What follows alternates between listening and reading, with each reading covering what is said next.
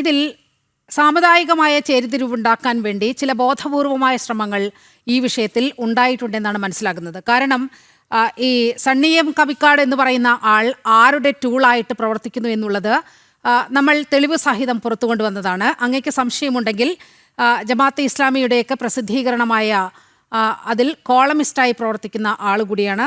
താങ്കൾക്ക് സംശയമുണ്ടെങ്കിൽ അതൊക്കെ പരിശോധിക്കാവുന്നതാണ്. നമ്മൾ എന്താണ് സണ്ണിയുടെ നിലപാട് എന്നുള്ളത് അയാളുടെ വാക്കുകളിൽ നമ്മൾ കേട്ടതും കൂടിയാണ്.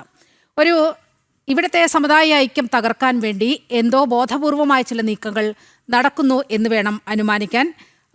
എന്തുകൊണ്ട് പോലീസ് ഇടപെടുന്നില്ല എന്ന് ചോദിച്ചാൽ അതിനുള്ള മറുപടി ശ്രീ RV ബാബു ചൂണ്ടിക്കാട്ടി അങ്ങേക്ക് പറയാം. നമുക്ക് നീലിമ, ഇടതുപക്ഷത്തിനെ സംബന്ധിച്ച് ഒരു നിലപാടുണ്ട്.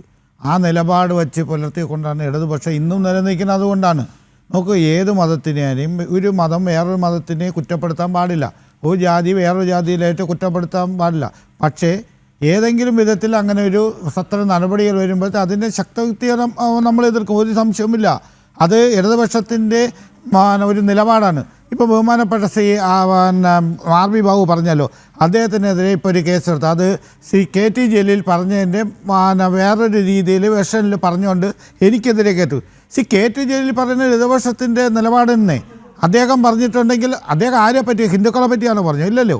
അദ്ദേഹം പറഞ്ഞിട്ടുള്ളത് അദ്ദേഹത്തിൻ്റെ സമുദായത്തിൻ്റെ ആളുകളെ പറ്റിയല്ലേ. അത് എന്തുകൊണ്ടാണ് പറഞ്ഞത്? അവരെ നമുക്ക് നിലയ്ക്ക് നിർത്തണം എന്നുള്ള രീതിയിലല്ലേ പറഞ്ഞത്. ഇപ്പം നീലിമ തന്നെ പറഞ്ഞു, ഒന്ന് രണ്ട് ഉസ്താദുമാർ പറഞ്ഞു ഈ ഓണാഘോഷത്തിന് ഓണം നടത്തരുന്നത്.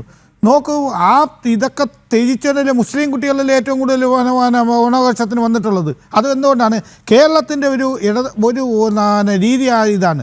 കേരളത്തിനെ സംബന്ധിച്ച് ഒരു മത നിരപേക്ഷത നിലനിർത്തുന്ന ഒരു സംസ്ഥാനമാണ് കേരളം. അതിന് പലവരും അതിനെ ഹിന്ദുക്കളായിരുന്നാലും മുസ്ലിങ്ങളായിരുന്നാലും ആരായിരുന്നാലും ശരി അതിനെ തകർക്കുന്ന ഏത് നടപടി ഉണ്ടെങ്കിലും ആ നടപടിക്കെതിരെ ശക്തമായ നിലപാടെടുക്കുന്ന ഒരു പ്രസ്ഥാനമാണ് ഇടതുപക്ഷം. നമുക്ക് പാളയത്തെ ഇമാമിനെ നമുക്ക് എടുക്കാം, നമ്മൾ തൊട്ടടുത്തുള്ള നല്ല അദ്ദേഹത്തിൻ്റെ വാക്കിൽ നിന്ന് എവിടെയെങ്കിലും നോക്കൂ, ഈ ഓണമായിരുന്നാലും ക്രിസ്മസ് ആയിരുന്നാലും അദ്ദേഹത്തിൻ്റെ ഒരു നിലപാട് നിങ്ങൾ കണ്ടിട്ടുണ്ടല്ലോ. എവിടെയെങ്കിലും മത നിരപേക്ഷത തകർക്കുന്ന ഏതെങ്കിലും പ്രസ്താവന അദ്ദേഹത്തിൻ്റെ ഇതിൽ നിന്ന് വരുന്നുണ്ടോ? ഒന്നുണ്ടോ? ഒരു ഇതുമല്ലോ. അത് ഇതാണ് ഒരു നിലപാട് നീലിമ. അത് ഇടതുപക്ഷത്തിനെ സംബന്ധിച്ച് ആര് ചെയ്താലും ഇപ്പം ഇദ്ദേഹത്തിൻ്റെ ഞാൻ ആ ക്ലിപ്പിൻ്റെ അടിസ്ഥാനത്തിൽ അദ്ദേഹത്തിൻ്റെ ആ വാക്കുകൾ ഒരിക്കലും യോജിക്കാനാവാത്ത രീതിയിൽ തന്നെ ഇടതുപക്ഷം പറയും. അതിന് കുഴപ്പമെന്താ? അത് ഞാനിത് ആ ക്ലിപ്പിൻ്റേത് മാത്രമാണ്. അതിൻ്റെ ഞാൻ നേരത്തെ പറഞ്ഞത് സംസാരിക്കാം. പക്ഷേ താങ്കൾക്ക് ഈ ഫ്ലോറിൽ വന്നിരുന്ന് ഇങ്ങനെയൊക്കെ സംസാരിക്കാം. പക്ഷെ നിങ്ങളുടെ നേതാക്കൾ ഇതിനു മുൻപുണ്ടായിരുന്ന സർക്കാർ ഇത്തരം വിഷയങ്ങളിലൊക്കെ എടുത്ത ഒരു സമീപനം നേരത്തെ തന്നെ ചർച്ചാ വിധേയമായതാണ്.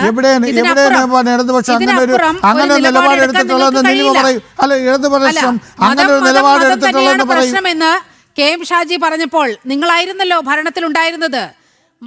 മതത്തിന് വേണ്ടി നിലകൊള്ളുന്നു എന്ന് KM ഷാജി പറഞ്ഞപ്പോൾ അതിനെതിരായ ഒരു പ്രതിഷേധ സ്വരം പോലും നിങ്ങളുടെ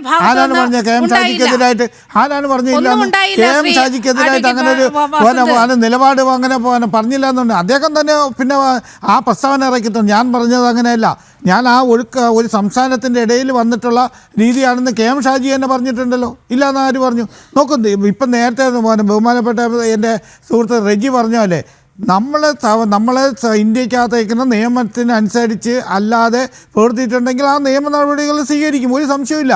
പക്ഷേ അത് നിയമ നടപടി ഇതൊക്കെ സെലക്റ്റീവ് ആവുന്നതാണ് ഇവിടുത്തെ പ്രശ്നം. ശ്രീ RV ബാബു ഒരുപാട് കാര്യങ്ങൾ ചൂണ്ടിക്കാണിച്ചു. ഞാൻ ഓരോന്നും പറയുന്നില്ല, അങ്ങേക്ക് മറുപടി പറയാം. എന്നോടാണോ? അതെ. നോക്കൂ നീലിമ, ഇത് നിങ്ങളുടെ ഒരു നറേറ്റീവാണ്. നോക്കൂ, ഇങ്ങനെ സെലക്റ്റീവ് മതേതരത്വം ഒന്നും അല്ല UDF അല്ലെങ്കിൽ കോൺഗ്രസ് പ്രസ്ഥാനങ്ങളോ സ്വീകരിച്ചിട്ടുള്ള നിലപാട്.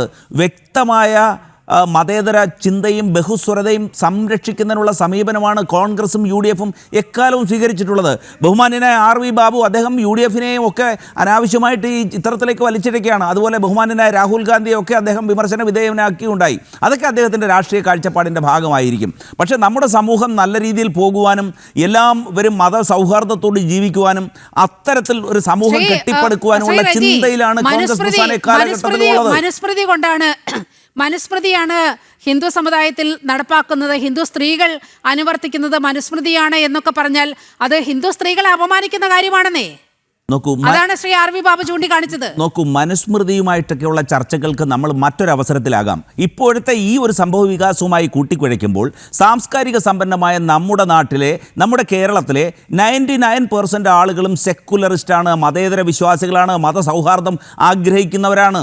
അപ്പോൾ അത്തരത്തിലുള്ള മത സൗഹാർദ്ദം സംരക്ഷിക്കപ്പെടുന്ന ഒരു സംസ്ഥാനത്തെ ജനങ്ങളുടെ സൗഹാർദ്ദം നഷ്ടപ്പെടാതിരിക്കുവാൻ, അവരൊരുപോലെ ഏകോദര സഹോദരങ്ങളെ പോലെ ജീവിക്കുവാൻ. നോക്കൂ, ഇന്ന് നമ്മുടെ ഓണാഘോഷം ഈ നമ്മുടെ സംസ്ഥാനത്തെ കാസർഗോഡ് മുതൽ പാറശാല വരെ ഈ ആഘോഷം വ്യാപിക്കുകയല്ലേ. നമ്മൾ ഏത് ദിക്കിൽ പോയാലും അത് നമ്മുടെ സാഹോദര്യത്തിൻ്റെ ഏറ്റവും പ്രധാനപ്പെട്ട ഉദാഹരണമാണ്. അപ്പോൾ അതിനിടയിൽ ചിലർ ഏതെങ്കിലും തരത്തിൽ വിമർശനാത്മകമായി മത അധിക്ഷേപം നടത്തുകയാണെങ്കിൽ രാജ്യത്ത് നിലവിലിരിക്കുന്ന നിയമമാണ് അതിന് ബാധകം. അതിനെ ഏതെങ്കിലും രീതിയിൽ വർഗീയ ധ്രുവീകരണത്തിനുള്ള ഒരു അവസരമായി മാറ്റുകയോ അത് അത്തരത്തിലുള്ള സമീപനങ്ങൾ സ്വീകരിക്കുകയോ ചെയ്താൽ പൊതു രാഷ്ട്രീയത്തിലുള്ള ആരെങ്കിലും അത്തരം സമീപനങ്ങളോട് യോജിക്കാറുണ്ടോ?